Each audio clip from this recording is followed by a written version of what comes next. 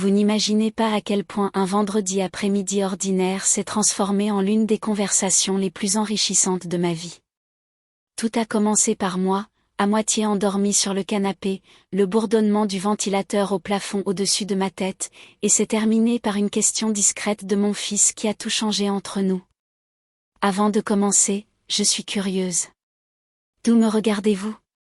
Racontez-moi votre ville en bas, car j'adore imaginer les lieux où ces histoires voyagent. J'ai 60 ans et ce jour-là, mon salon était comme toujours les après-midi de fin d'été. La douce lumière de la grande baille vitrée se répandait sur la moquette, transformant les fibres beiges en or. Une légère odeur de café persistait de la cafetière que j'avais préparée plus tôt, se mêlant à l'odeur propre du cirage au citron que j'avais utilisé sur la table d'appoint. La télévision murmurait en arrière-plan, mais mes yeux étaient fermés. Mon corps tout entier, sans être désagréable, juste le poids d'années de routine, de travail et du silence doux amer qui s'installe après que les enfants ont grandi. Mon fils Adrien a 19 ans maintenant, mais il m'arrive encore de revoir le garçon qui courait pieds nus dans cette même pièce, les petites voitures serrées dans les poings. Il était passé à l'improviste cet après-midi-là et j'en étais ravie. Il vivait dans une autre ville pour son travail, et nos visites étaient devenues plus rares. Nous avions partagé un thé glacé dans la cuisine, discuté de son travail, puis il s'était tu, marchant un peu comme pris avec un non-dit. Je me souviens avoir entendu ses pas avant que j'ouvre les yeux, lents, posés, contrairement à sa marche rapide habituelle. J'ai levé les yeux et il était là, debout près de la porte, une main sur l'encadrement. La lumière de la fenêtre éclairait son visage. Un mélange de nervosité et de détermination. « Maman, dit-il doucement, je peux te demander quelque chose. » Le ton de sa voix m'a tiré vers le haut. Ce n'était pas une voix désinvolte. « Et, tu as une minute ?» C'était autre chose, douce mais attendue. J'ai hoché la tête et tapoté le canapé à côté de moi. Il s'est assis, penché en avant, coude sur les genoux. Le regard fixé sur ses mains jointes. Il y eut un long silence, de ceux qui étirent le temps et emplissent une pièce de pensées inexprimées. Dehors, un oiseau chantait depuis l'érable. Je pouvais sentir la fraîcheur du tissu sur mes paumes, la brise de l'après-midi qui entrait par la fenêtre entr'ouverte. Chaque détail comme si mes sens se préparaient à ce qui allait arriver. J'ai beaucoup pensé à nous, commença-t-il, à notre famille, à la façon dont nous parlons ou nous taisons. Ces mots jaillissaient de manière hésitante, mais leur sincérité me frappait. Je réalisais que mon cœur battait plus vite. Je m'étais toujours considérée comme une mère ouverte et bienveillante, mais l'avais-je vraiment été? Depuis notre divorce, Adrien avait construit sa propre vie et je m'étais repliée sur la mienne. Nous nous parlions au téléphone, nous nous rendions visite quand nos emplois du temps le permettaient. Mais peut-être avions-nous tous les deux effleuré la surface. Il prit une inspiration. Je veux juste en savoir plus sur toi. Pas la mère qui préparait mes déjeuners ou m'aidait à faire mes devoirs. La vraie toi. Ce dont tu rêvais à mon âge, ce que tu regrettes, ce dont tu es fier. Je ne veux pas attendre qu'il soit trop tard. Cette dernière phrase me serra la gorge.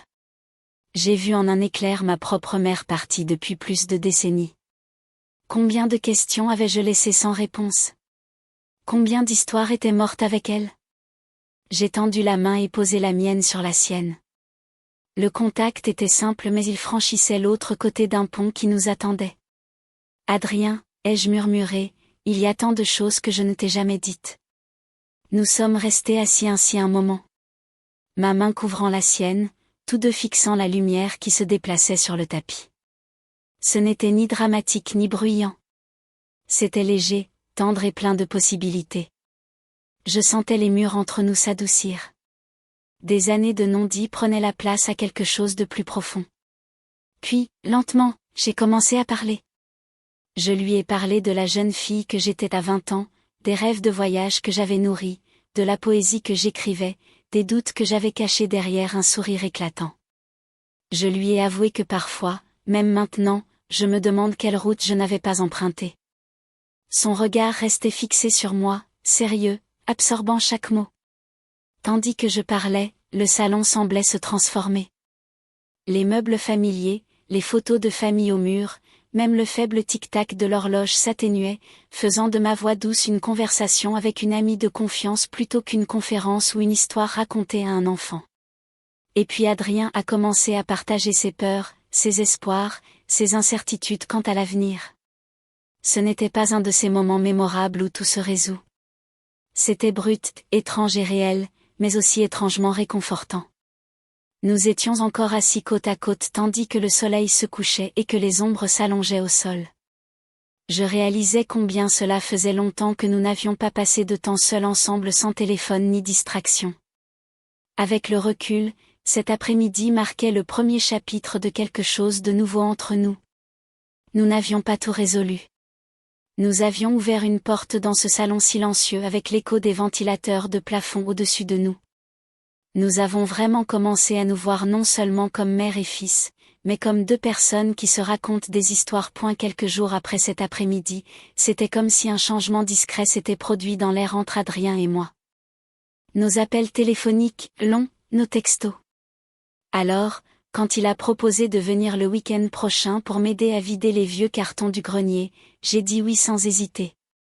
Ce n'était pas tout simplement pour les cartons, c'était une chance pour vivre au rythme que nous avions adopté. Samedi matin, nuageux mais doux, une odeur de terre humide flottait à l'intérieur par la fenêtre de la cuisine pendant que je préparais le café.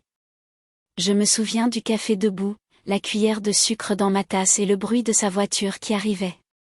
Ça m'a rappelé le bon vieux temps, rentrant tard de l'université en voiture le week-end, le léger crissement des pneus dans l'allée, une sorte de battement de cœur l'annonçant. Il apporta un sac en papier avec des bagels frais et un timide sourire. Carburant pour la grande aventure du grenier, dit-il. Nous étions assis à la table de la cuisine, la vapeur s'échappant de nos tasses, le bruit de la pluie tapotant légèrement le plafond. La cuisine, ce genre d'endroit où les conversations sérieuses n'avaient pas lieu, nos conversations pendant les repas se transformaient facilement en banalité. Son travail, le mien, et des souvenirs plus personnels. Salut, je lui avais posé des questions sur la maison avant sa naissance, sur le petit appartement où son père et moi avions vécu. J'ai ri, je l'ai décrit comme un sujet de plaisanterie avec du linoléum qui s'écaillait, un canapé d'occasion, les soirs où nous dînions par terre faute de table. Adrien l'écoutait, ses yeux brillaient de curiosité, comme si chaque détail l'aidait à reconstituer une histoire dont il ne connaissait que des fragments. Quand nous sommes enfin montés au grenier, l'odeur du vieux carton et de la poussière flottait comme de minuscules étoiles dans la lumière. Le rayon de lumière qui entrait par la petite fenêtre était bordé de cartons étiquetés de mon écriture soignée d'il y a des années. Noël, papier, vieilles lettres. Adrien s'agenouilla, en ouvrit un et déplia la cascade de vieilles photographies. Il a pris une photo de moi à 19 ans, avec le vent qui soufflait, je me tenais sur la rive, cheveux emmêlés, l'air excité, peur de la vie. Je ne savais pas que tu serais là, dit-il doucement. C'était juste devant toi, répondis-je, un voyage que j'avais fait seul. J'adorerais explorer de nouveaux endroits. Il sourit, mais il y avait une pointe de tristesse dans son expression. J'aurais aimé connaître cette facette de toi plus tôt. Je m'assis sur une vieille malle, tenant la photo dans mes mains. Je crois même que je l'ai cachée, ai-je admis. J'étais trop occupée à être la femme de quelqu'un, la mère de quelqu'un. Il est facile de perdre son identité.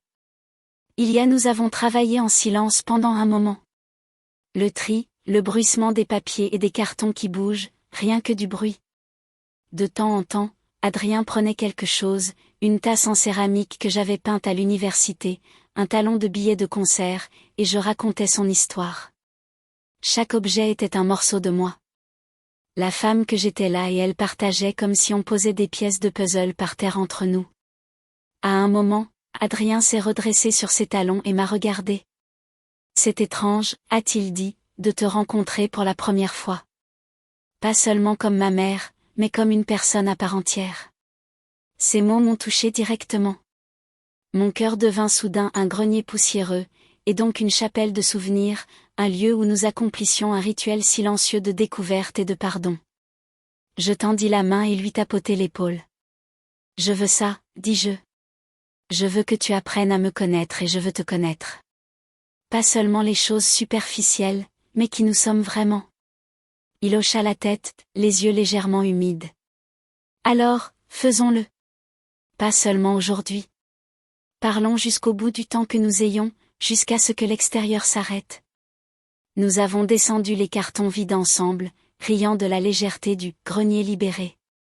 Dans la cuisine, nous avons refait du café et nous sommes assis à table, la lumière de fin d'après-midi s'étendant sur le sol.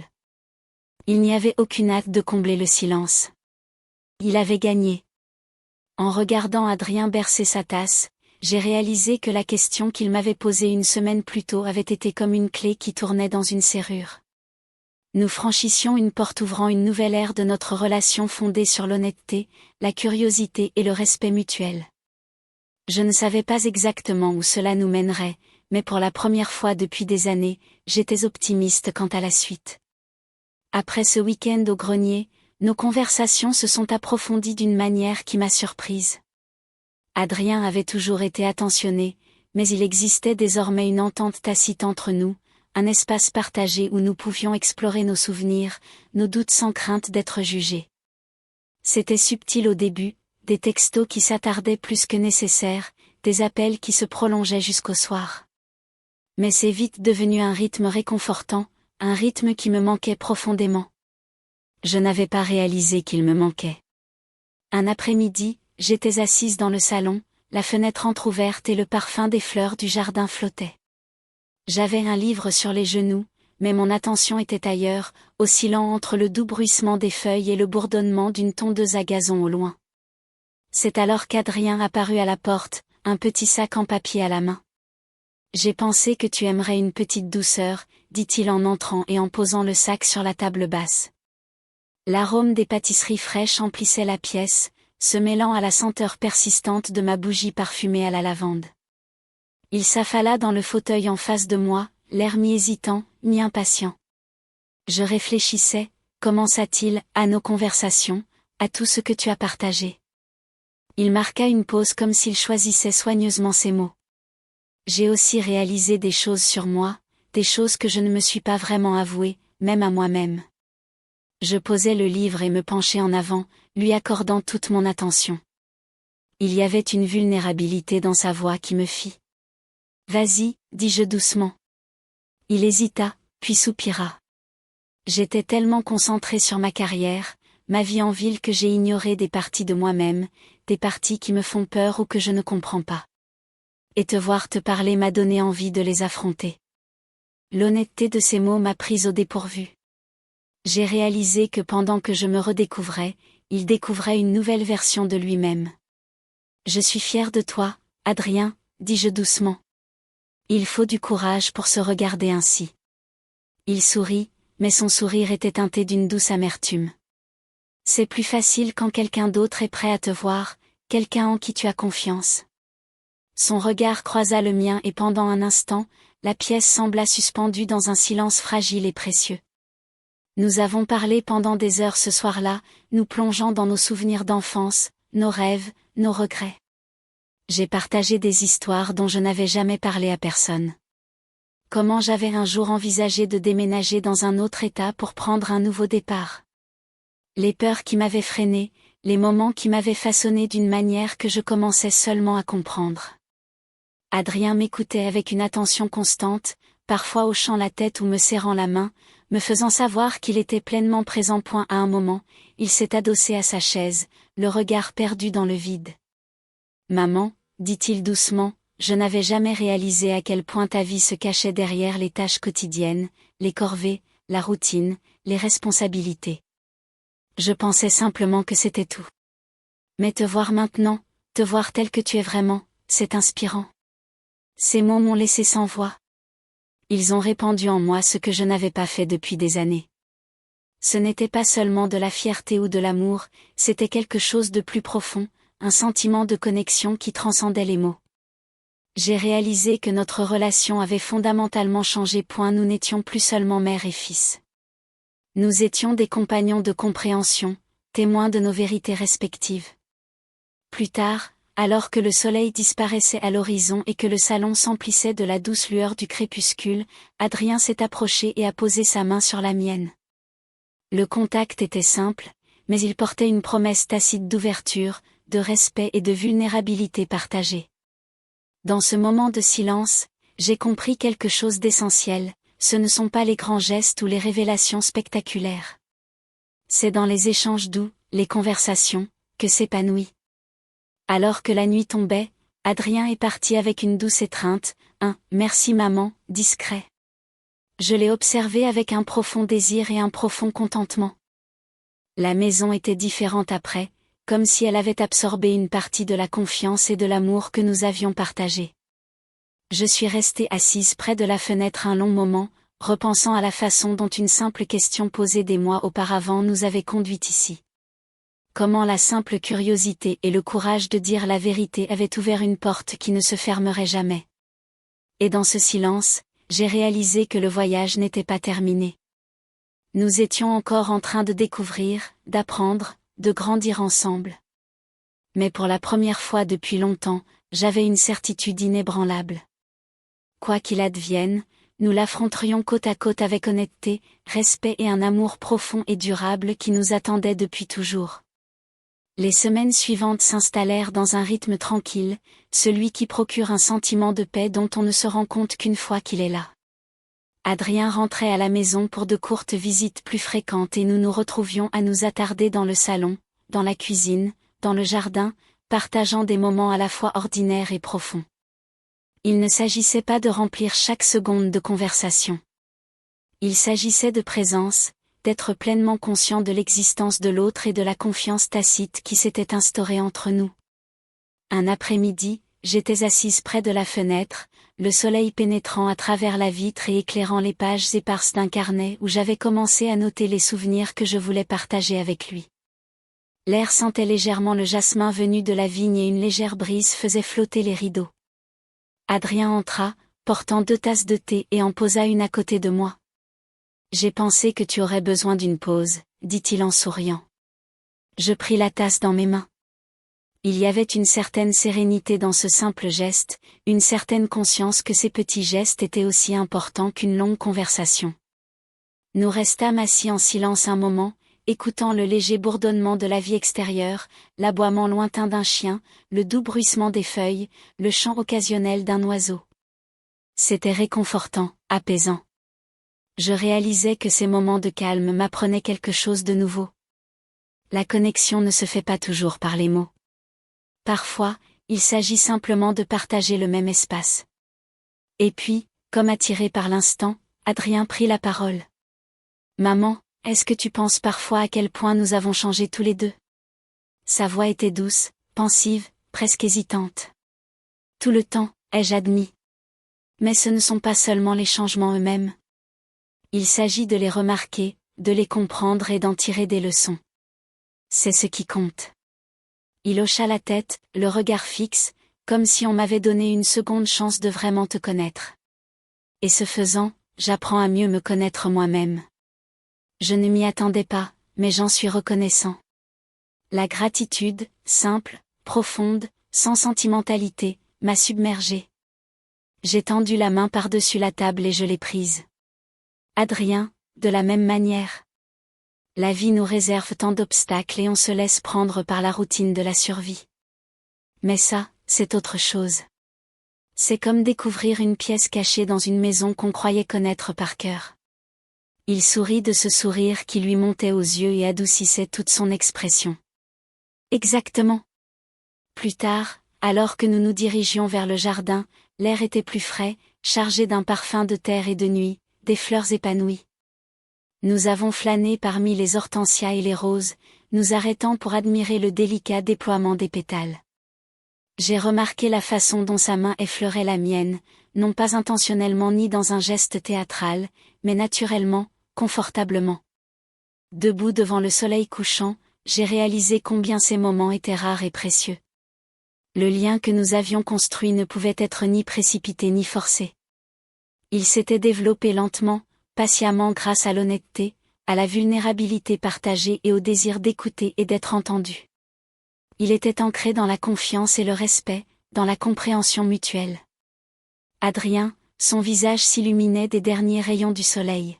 « Maman, dit-il doucement, Merci de m'avoir ouvert les portes. Vraiment. Des larmes me montèrent aux yeux, non pas de tristesse, mais d'une émotion intense que je ne parvenais pas à exprimer.